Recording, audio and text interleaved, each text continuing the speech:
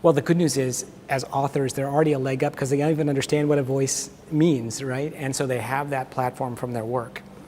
I like to think about tone and how voice translates to tone in two metaphors. One of them is the metaphor of roles and values. So, for example, in life you have many roles. You might be a friend, you might be a spouse, you might be a boss, you might be a coworker. And in those roles, you have a different primary value. So I think of friendship.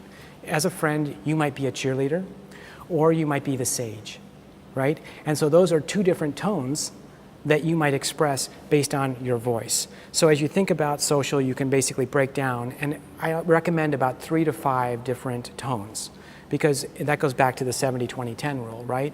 In this 70% of area where you're just being a helpful human, right, and you're not overly promoting, you're going to come across in a certain way. And so it's easy to identify those roles. Maybe sometimes you're educating, maybe other times you're just being human, and what does human interest look like for you on social? Is that cats, or is it something that's completely different, right? And so thinking about the roles and values really helps merge those. So a lot of times we walk our clients through an exercise to think about what roles they might play on social. When are they being a friend? When are they commenting on social things of the day?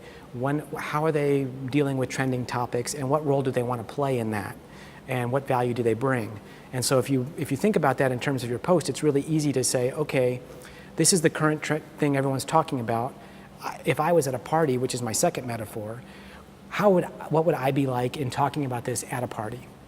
Right? And I think if you think of social as a party and you're the party guest, what kind of guest are you?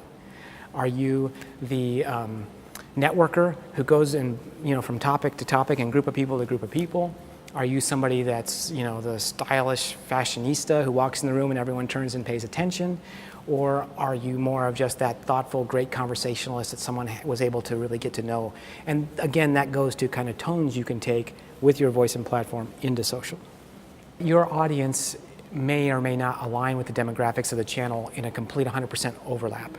So for example, even though you may be, say, on Facebook, Facebook has such a wide group of demographics that you could be, talking to anyone. And I think Instagram is becoming more democratized in terms of demographics.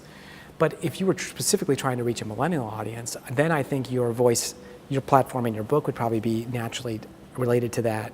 And then I think your content and choice of channels would be aligned.